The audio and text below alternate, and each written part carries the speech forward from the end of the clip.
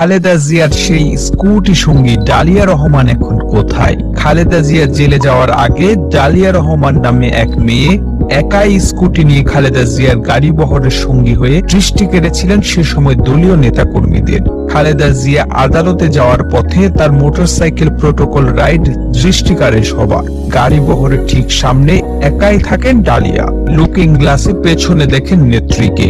খালেদা জিয়া যতবার আদালতের পথে গুলশানের বাসা থেকে রওনা দিয়েছিলেন সে সময় ততবার তার গাড়ির সামনে স্কুটি নিয়ে যুক্ত হয়েছিলেন সে সময় বহরের একমাত্র নারী বাইকার ডালিয়া। গায়ে শার্ট, চোখে চশমা, জিন্সের স্কিন টাইট প্যান্ট।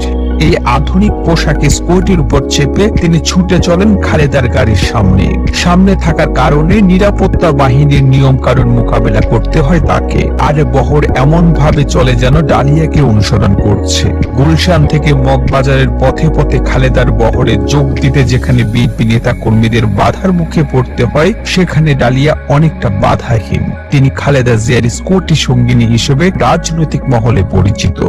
জাতীয়তাবাদী ছাত্র দলের প্রথম নারী সাধারণ সম্পাদক হতে চেয়েছিলেন ডালিয়া রহমান। 2019 সালে ছাত্র দলের কাউন্সিল সাধারণ সম্পাদক পদে লড়েছেন ডালিয়া রহমান। পরে অবশ্য তাকে কেন্দ্রীয় ছাত্র দলের যুগ্ম সাধারণ সম্পাদকের দায়িত্ব দেওয়া হয়। এর আগে ডালিয়া ছাত্র দলের বেসরকারি বিশ্ববিদ্যালয়ের ছাত্র দলের দায়িত্বরত ছিলেন।